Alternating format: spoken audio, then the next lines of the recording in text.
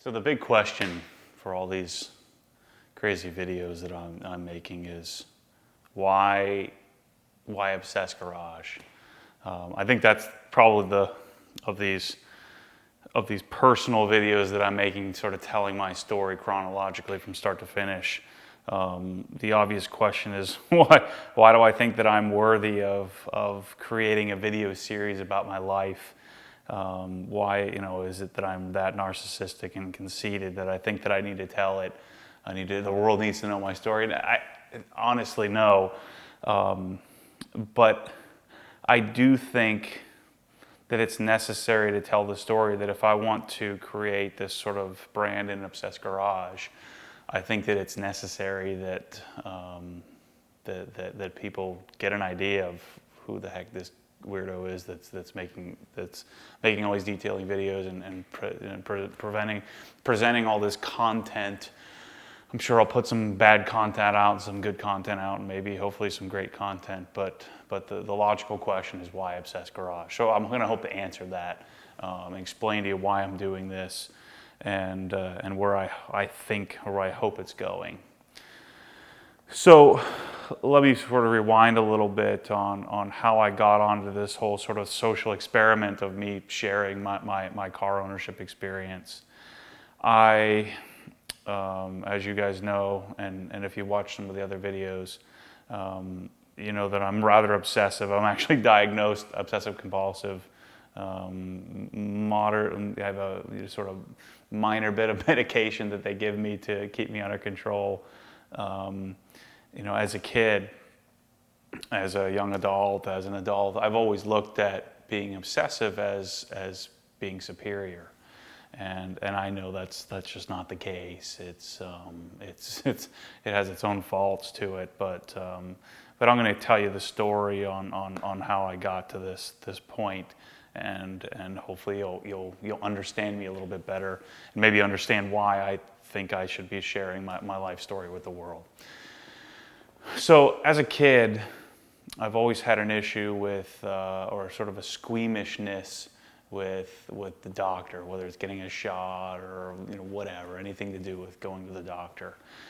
And it was always this big sort of joke at the family is that Matt's a baby. He doesn't my mom always used to have to hold me down and give me ear drops or eye drops or anything like that.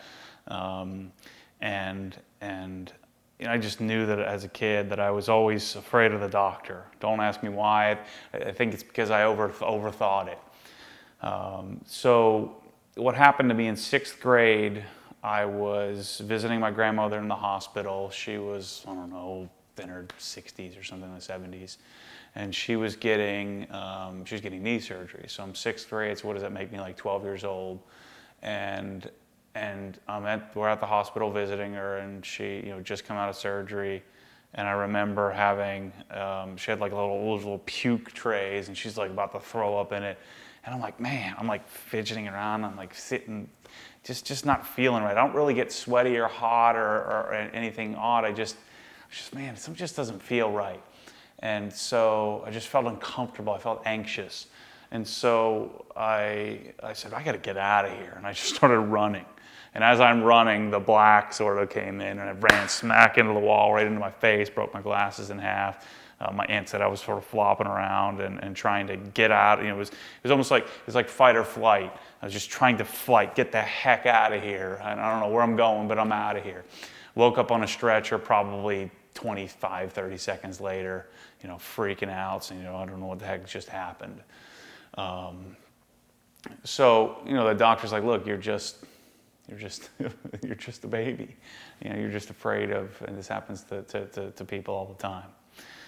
So, throughout my younger years, I don't think I really passed out for many years after that. But we just knew that I'm a passer-outer. So several years later, so that was in Pittsburgh. Several years later, and I had to get my wisdom teeth pulled because I had braces, and actually had to get 2 molars pulled because I don't know. I guess I had extra ones or something. And so we're standing in the waiting room, and they're like talking. They're telling me we're going to crunch this and crack that and do this and do that. They were putting me out, and I'm like trying to say stop telling me, just do it. And I'm in the middle of this big square waiting room, and there's people sitting all around, and boom, I'm out. And again, it doesn't happen like it's not like you can see it coming. It's just instantaneous. I get that thought in my head, and boom, I'm out. So the issue that I have, I just really wasn't aware of what was going on. What the heck is wrong with me? What's the deal? I just sort of assumed that I was just a pansy. And it happened many times throughout the rest of my life, and only my trigger is always related to the doctor or being in a hospital or something like that. Past that when I had knee surgery and things like that, and many other times. So,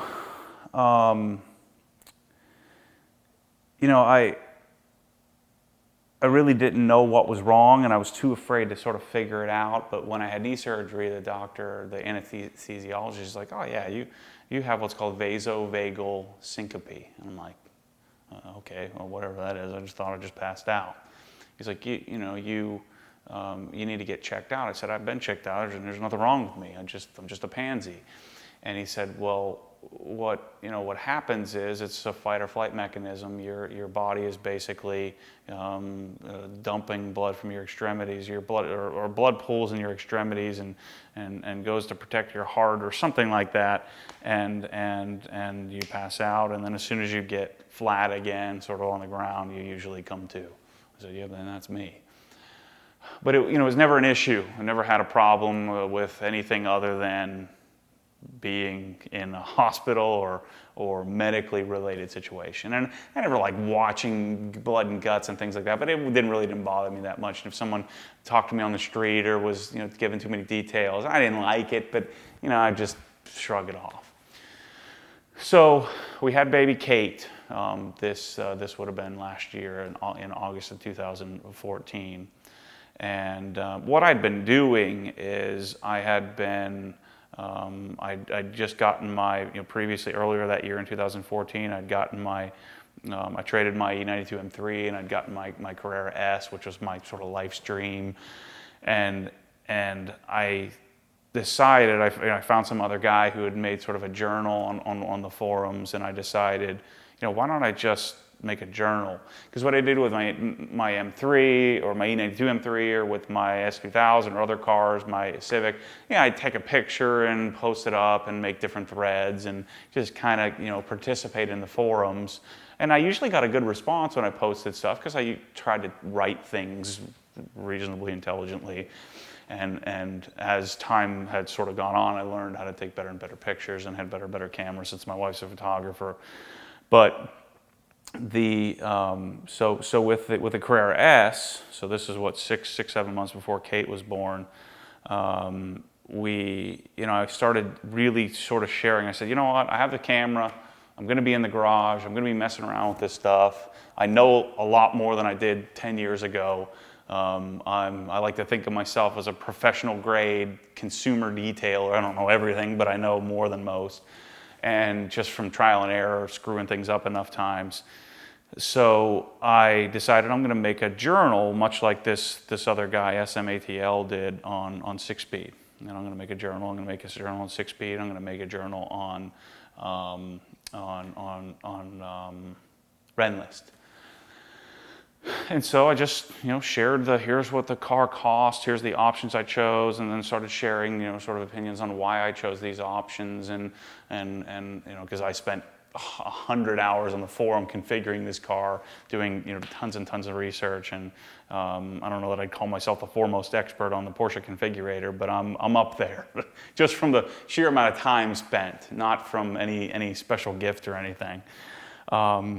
So I, shared the sort of the experience of, here's the car, or, one's coming over from Europe, and here's me tracking the car. When the car got here, here's me, detailing the thing and sort of taking a journal of detailing. And I did the same thing sort of when I got the M3, and I intended to do the same thing when I got future cars. And so what I learned, and I already knew this, is that I'm way over the top.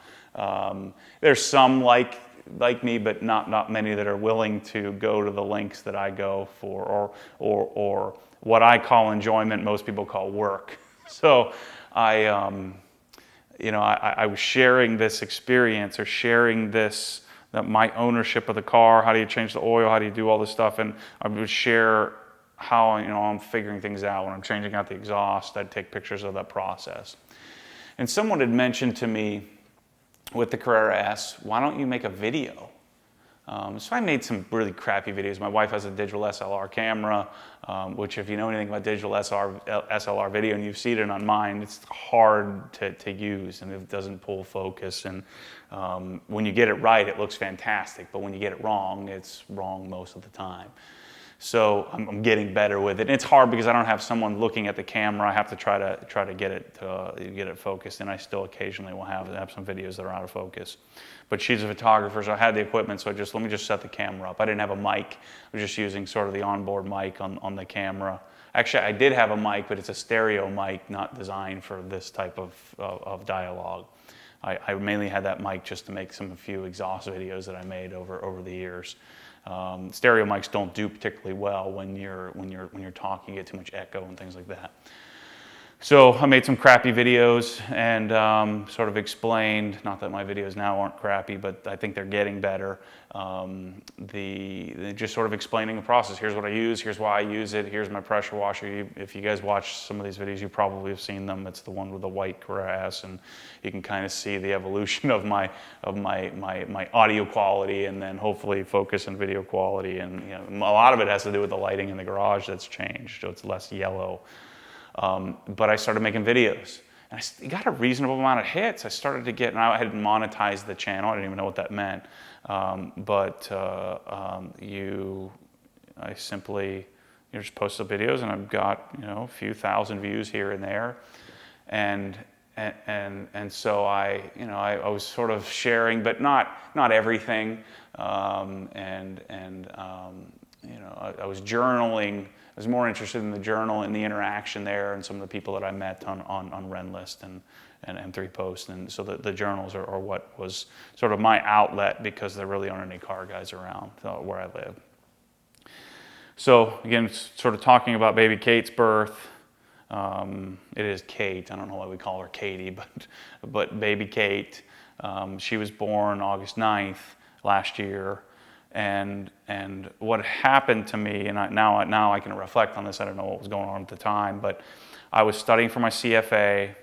My Carrera S was having a serious engine problem. It was stuttering and shuddering, and me and about 30% of the other guys who owned Carrera S's were having a problem. So here I have my life's dream, this perfect car that I configured and ordered myself. I wanted a GT3, but you couldn't get one. At least I couldn't get one. My Carrera S cost as much as the GT3. And yet I was driving down the road, and the thing was hesitating. Almost felt like I was reeling in a fish, and it was biting at my line. And I was going to the dealership, and they were like, we don't know what you're talking about. So I had this sort of impending battle with Porsche to try to figure out how to solve this problem. And then I'm running this business, and I'm managing the office, and I'm doing all this stuff. And my priorities were so out of whack, and working out at CrossFit, and doing doing too much. So I got a kid, another kid, and it just now that I can look back on it, for normal people it's probably not a big deal, but for me I can't take on too much because I obsess about everything.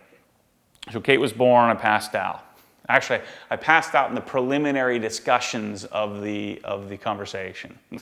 So they're just asking Michelle the questions. And when we had Ryan, the whole thing was, look, I'm not looking at anything. I'm sitting in the corner. I'm going to be there. I'm sitting in the corner. And what happens is, if you never had a kid, what happens is the bed kind of comes up in the air, and I'm sitting way back here, and I got a hoodie on, and I'm playing solitaire on my phone. And I said, don't give me that baby until he's got a darn wrap around him and a hat on. I don't want anything to do with cutting any cords or seeing any blood or anything like that. So for Rye, I was fine. I wasn't comfortable, but I made it through. And Ryan was born on Christmas, so I was sitting there watching the darn Christmas Story and playing solitaire and trying to stay conscious. But with Kate, I passed out immediately. And Kate was born at like, I don't know, it's just after like 2 in the morning or something like that. So I pass out early. I'm exhausted. I'm studying my CFA. I'm just beat up. At least this is my assessment of what happened.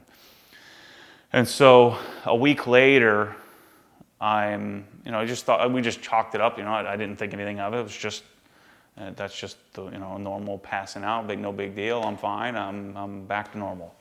And because I never had any issues otherwise. So that week later, we were getting family photos of one of my wife's sort of trading off a professional photographer, doing the newborn photos. And so for the first hour or so, they just need the baby and Michelle. So me and Ryan went somewhere, and we went to Toys R Us. So I'm at Toys R Us with Ryan, and he's just like me. So he's analyzing. I said, look, you can get something. You can analyze. He's analyzing all of his choices. I said, you can only get one thing.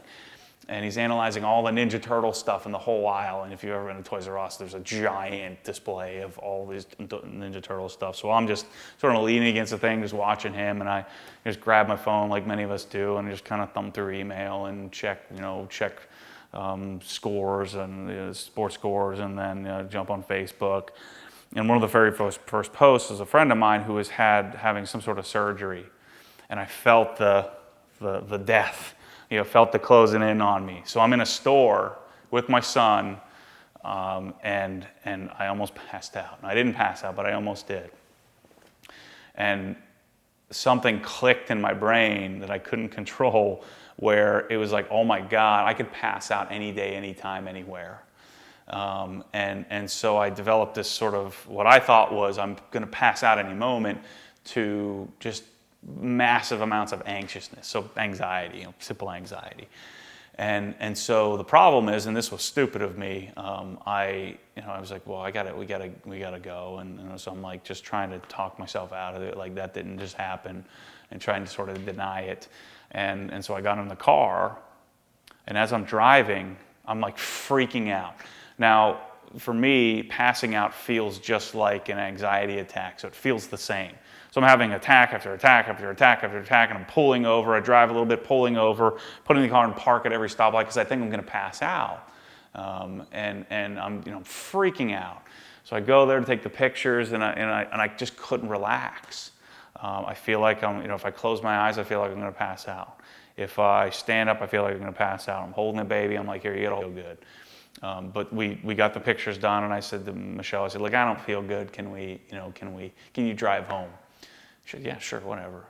So, and I'm sitting there for the course of roughly the next 24 hours, just totally panicked, and didn't sleep, and just sweating, panic crazy. And so I finally told her, actually what happened, I went to work the next day, I kind of got myself back together, I was freaking out driving to the office, I think I'm going to pass out again, but I still, again, stupidly just didn't realize what was going on. And I was meeting with a client, and it sort of came over me again.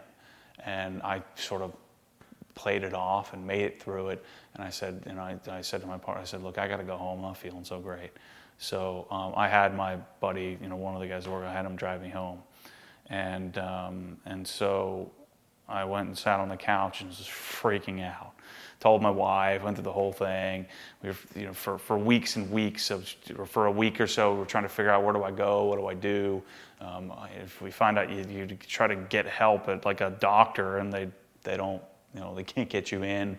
And so there I am, healthy as a horse, and freaking out, like thinking my life is over. So if you've ever struggled with this, which I never had, and I used to think this, was for weak people. Again, I'm superior to everybody. And through months of therapy, and it took me probably about 8 weeks to be able to drive again. I didn't drive for a while. I finally came to the conclusion, once I did start driving, that I need to get rid of my Carrera S. My wife let me get the GT3, and part of my therapy was, which again I used to make fun of, was that I need to let people in.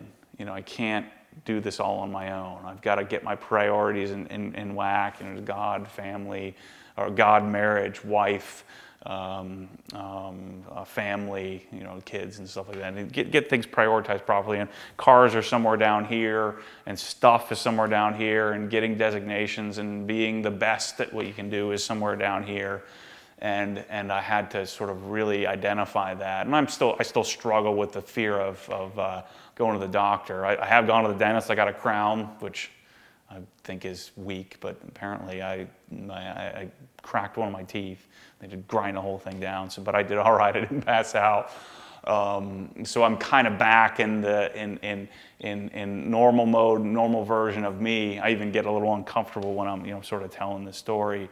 But I'm able to sort of identify what's going on and sort of control it to some extent. I don't think I'll ever get over vasovagal.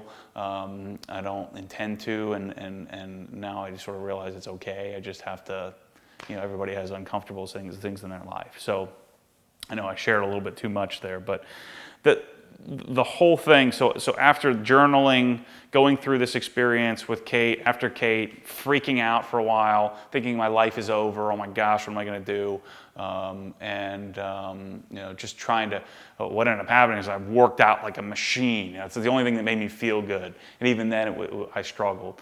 So I would run the 4 miles at the gym, run back, do crazy CrossFit. I got down to like 195 pounds. I wasn't hungry, but I was in great shape.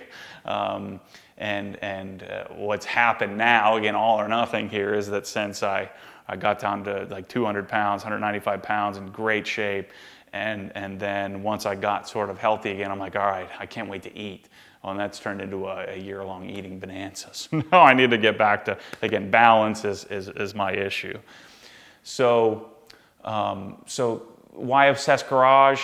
After Kate, after the passing out, after this experience, part of my therapy is when I need to start sharing. I need to start letting people in.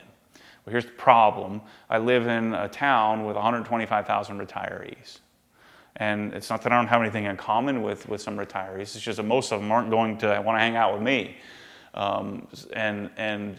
My friends, and I have plenty of friends, but my friends are in Orlando or elsewhere. So it's hard for me to just get in the car, especially with a family, and drive an hour each way or 45 minutes each way, and just really have the time and energy to do that. So those of you who say, I don't understand how you have so much time, I keep things organized, and I am having fun with this, and I am trying to incorporate hobbies and business and put it all together. I think that the reason for this sort of social experiment is, and it continues to morph, and I don't know what it'll end up being, but it's to sort of organize guys like us, car guys. And I understand that I'm on a whole nother level of crazy versus most of the people that watch this stuff. But I do think that something like this needs to exist. I think that I'm onto something. I don't know what it is. But this sort of social experiment via Obsessed Garage, via YouTube, via my Instagram, Facebook, things like that. I think that it just gives me an opportunity to let people in to an otherwise closed book, if you will. And I know I seem so open, but this is the struggle. This is not easy for me to just sit here and pour out my guts. Luckily, it's in front of a camera, and I throw it out there and pretend like it hasn't happened. But Obsessed Garage is, I think, necessary for me to, and I've had such a fantastic experience with the people I've met, the people I've contacted, the people that have helped me, the people that I've helped, whether you're 20 years old or 50 years old, whether you've called me at my office and sought advice, whether you've called me or sent me an email just telling me your story and how we're similar. I mean, that kind of stuff is cool. And guys like us, especially a guy like me, it's hard for me to do that and make those connections with people because I really don't feel like I need it. Although I've learned that I probably do. So the idea behind the concept behind Obsessed Garage is to share my ownership experience. I understand that I'm a little, that I've been successful. I understand that I've had a lot of luck. I understand that not everybody has a bright blue GT3 and a white M3. I'm sitting here looking at them. I understand that not everybody has the resources to build a garage like I have. And I hope you understand that I'm not trying to show off. I'm not trying to one-up anybody. I'm sharing what I'm passionate about. I'm sharing what I've learned and I'm using some of my resources, being fortunate enough to have a great career and a great job and a great income, to not to show off, but to share this experience, to share what it's like to own a GT3. When I was 22, you would see some guy who has a GT3 and don't know anything about it. So I'm going to try to change the way that, or at least I'm going to change the way that I'm perceived, at least I hope, and hope that you can sort of follow me along this journey. The end goal is I'd like to get the site roughed in with some pertinent information, some pertinent content, and then I'd like the blog sort of make it a blog, but a website with blog content where people can follow me on the journey of when I get a new car, or when I build a new garage. I'm going to build a garage condo, and yeah, I'm going to spend some money. I promise I have a sound financial plan outside of the cars, but I'm excited to share my experience and share what I learn, and I'm going to keep in the videos that when I cut my finger and freak out, and I'm going to keep my kids running around, because that's me, that's my life. And so I hope you can appreciate that, and if you don't, let me know. I mean, I don't get offended easily, and my sister-in-law says I don't have feelings. So now if you say something stupid, I'm going to call you out. But I'm not going to fight and argue and take offense that if somebody thinks that I'm sharing too much, then there's nothing I can do about that. No matter what you do, somebody's always going to believe you should be doing something different. So why Obsessed Garage? It's therapy for me. It's hopefully to organize us crazy car guys, and just share the ownership experience of a highly motivated, highly flawed individual that loves Porsches and BMWs, and who knows what else I'll fall in love with as time goes on. So thanks for watching. Stay tuned to the channel for more and more crazy stuff, and I love your suggestions of things to do. I obviously can't make every video that everybody wants me to make, but I'm trying, and hopefully once I get the website done, I can start to make more diverse videos. Thanks for watching.